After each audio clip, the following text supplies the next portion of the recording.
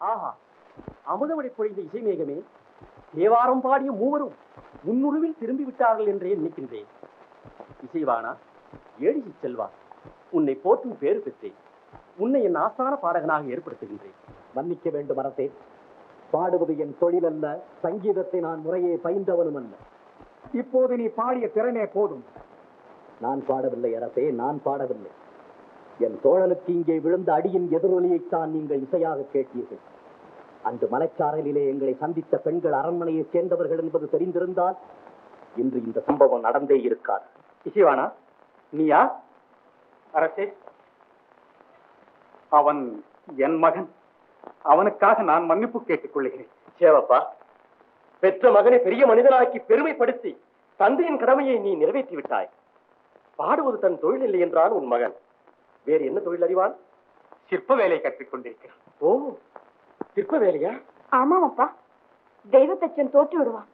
அவ்வளவு அற்புதமான சிற்பக்கலை. கலைத்திறனால் தமிழ் தாயின் திருவுருவம் ஒன்று அமைத்துக் கொடு. அரசே, தங்களுடைய உத்தரவை என் மகன் நிச்சயம் நிறைவேற்றி வைத்தார். மங்களா, இன்னைக்கு என்ன இவ்வளவு சீக்கிரமா வந்துட்டீங்க? ரொம்ப ஆச்சரியமா இருக்கே. நம் மகனுக்கு அரண்மனையில் வேலை கிடைத்து விட்டது. அப்படியா? ரொம்ப சந்தோஷம். என்ன வேலைங்க? சிற்ப வேலையேதான்.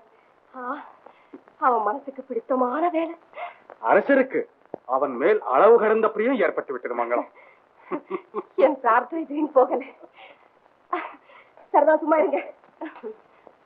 அது அவன் வருகிறான். புத்திமதியாக நடந்து கொள்ளும். ஆகட்டும். கண்ணே, சித்ரசேனா, அம்மா, உங்க அப்பாவுக்கு இப்பதான்ப்பா மனசு நிம்மதியாச்சு. எல்லாம் அந்த தேவியின் கருணை. நீ ஏன்டா வருத்தமா இருக்க? எனக்கு என்ன வருத்தம்? என்ன முகமெல்லாம் ஒரு மாதிரியா இருக்கு?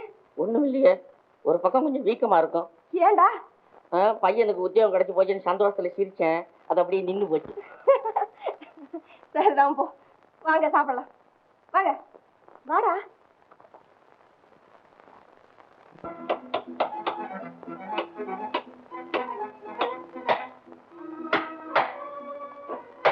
புளிதட்டு ஓசை கூட தாளக்கட்டாகத்தான் இருக்கிறது. பேச மாட்டீர்களா அன்பே? இல்லை, அடிமை. தங்கள் அன்புக்கு நான் அடிமைதான். என்னை சோதிக்க விரும்புகிறீர்களா? இல்லை, நீங்கள் தான் என்னை சோதிக்கிறீர்கள், வெறுக்கிறீர்கள். நான் யார் உங்களை வெறுக்க? நீங்கள் ஆள பிறந்தவர்கள். என்னை ஆளும் தெய்வம் நீங்கள் தான். நம் இருவருக்கும் இடையே எவ்வளவு பெரிய அகழி இருக்கிறது என்பதை நீங்கள் உணரவில்லை. மனம் வைத்தால் நாம் வானத்தில் கூட சஞ்சரிக்கலாம். நிலவை பிடித்து விளையாட நினைக்கும் பிள்ளை பருவத்திலே இல்லை நான். ஒரு பெண்ணின் உள்ளத்தை உணராமல் பேசாதீர்கள். உங்கள் நெஞ்சத்திற்கு நீங்களே வஞ்சனை செய்யாதீர்கள். என் நெஞ்சம் அன்று நினைத்தது உண்மை. ஆனால் இப்பொழுது அது எட்டாத தூரத்தில் இருக்கிறது என்பதை தெரிந்து கொண்டேன்.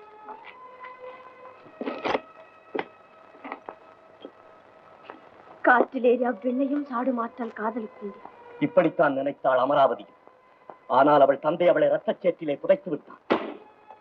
செத்தும் சாகாத அந்த புகழ் கிடைக்குமானால் 1000 முறை சாக தயாராக இருக்கிறேன். துன்பத்தை விலை கொடுத்து வாங்க பார்க்கிறீர்கள். என் தந்தையின் சம்மதம் தானே வேண்டும். என் தாய் தந்தையை சம்மதிக்க வேண்டுமே. என் தாய்க்கு தேவையானது ஒரு மருமகள், மகாராணி. நீங்கள் போகலாம்.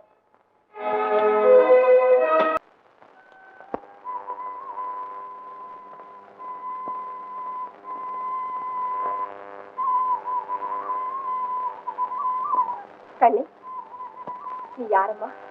இந்த சின்ன வயசுல உனக்கு ஏற்பட்டிருக்கிற வட்டி உள்ளதா நான் பாராட்டுறேன். எல்லாம் உங்களை போல பெரியவங்களை பார்த்து கற்றுக்கிறேன். உன் பேர் என்ன? உன்னை மகளாக பெற்ற அந்த புண்ணியவதி யாரம்மா? என்ன செல்லம்னு கூப்பிடுவாங்க. பாவம், கவலைப்படாதம்மா. எல்லாருக்கும் தாயாக அந்த பராசக்தி இருக்கும்போது நமக்கு என்ன கூட. செல்லம், இங்க பக்கத்து தெருவில் தான் நம்ம வீடு. வாமா போல. இப்போ என்ன? இன்னொரு நாளைக்கு வர மறக்காம வரணும். ஆகட்டும், நான் போயிட்டு வரேம்மா. சரிம்மா.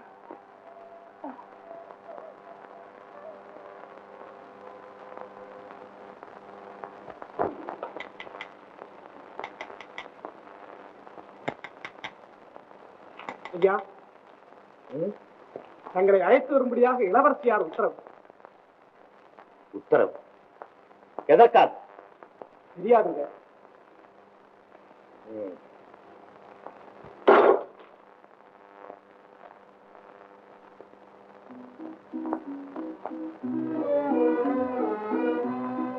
அம்மா,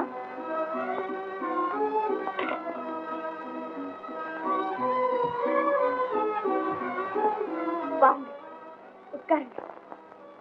அதிகப்படியான உபச்சாரம் என்னால் ஆக வேண்டியது கூறு.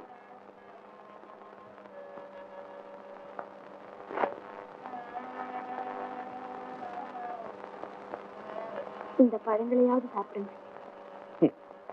அவ்வளவு அருகதை இந்த ஊழியக்காரனுக்கு ஏது?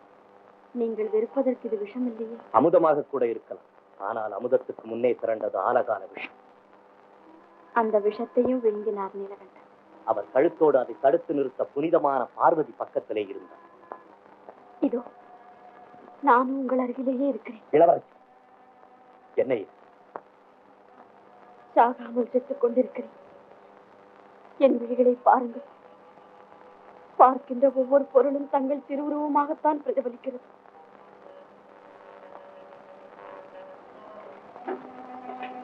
இதோ பாருங்கள்.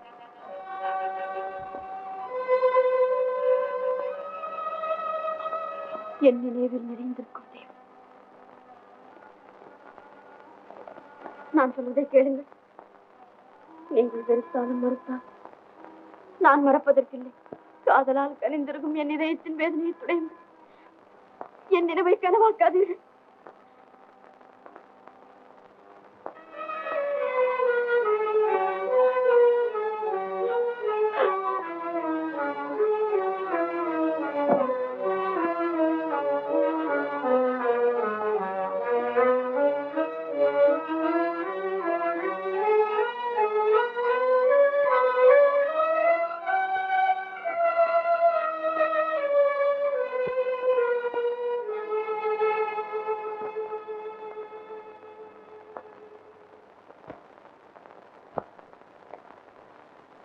இளவரசி, சேனாபதி.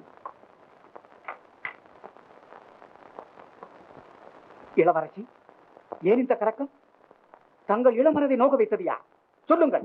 அந்த கொடியவனை. சேனாபதி, அந்த புறத்திற்குள் அனுமதியின்றி ஆண்கள் வரக்கூடாது என்று தெரியாதா தங்களுக்கு?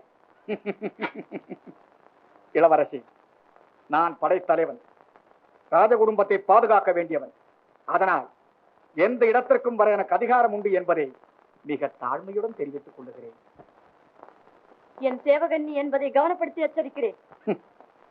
தன்னை மறந்தவர்களுக்கும் தங்கள் அந்தஸ்தை மறந்தவர்களுக்கும் தான் எச்சரிக்கை தேவை. நாடாள பிறந்தவர்கள் நீங்கள். நாட்டு மக்கள் உங்களை கௌரவமாக நினைக்க வேண்டும் என்பதே என் ஆசை, விருப்பம், லட்சியம். உன் லட்சியம் இன்னதென்று எனக்கு தெரியும். மன்னரை மயக்கும் உன் மனக்கோட்டையை பூர்த்தியாக்கி விடலாம் என்ற சூழ்ச்சியும் புரியும். இளவரசி, சூழ்ச்சி புரிவது நான் அல்ல.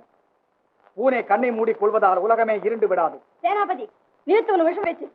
என் பொறுமையை சோதிக்காதே. உங்கள் நன்மைக்காகத்தான் சொல்கிறேன். நீங்கள் ஏமாந்து விட்டால் அந்த இழிவு உங்களுக்கு மட்டுமல்ல, அரசாங்கத்திற்கே அவமானம். வருகிறேன். அம்மா, யாரு? செல்லம்மா, வாமா வா. ஞாபகமா வந்துட்டியே.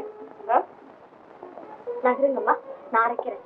வேண்டாம்மா, தங்க விக்கிரகம் மாதிரி இருக்கு. இவ்வளவு கஷ்டமான வேலை நீ ஏன் செய்யணும்?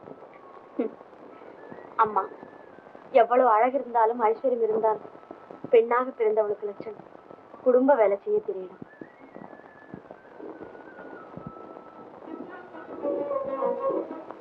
ஏம்மா செல்லம், உனக்கு அண்ணன், தம்பி, அக்கா, தங்க யாராவது? நான் ஒருத்திதான். ஐயோ பாவம்.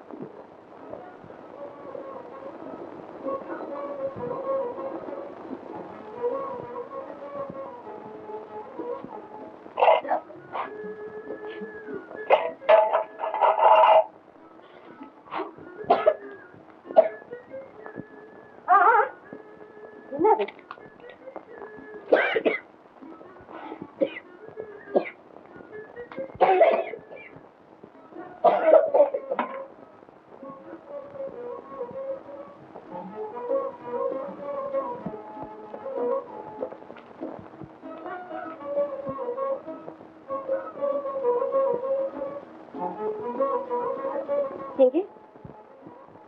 அடடே, பூ போல இருக்கிற கை செவந்து போச்சு பாத்தியா?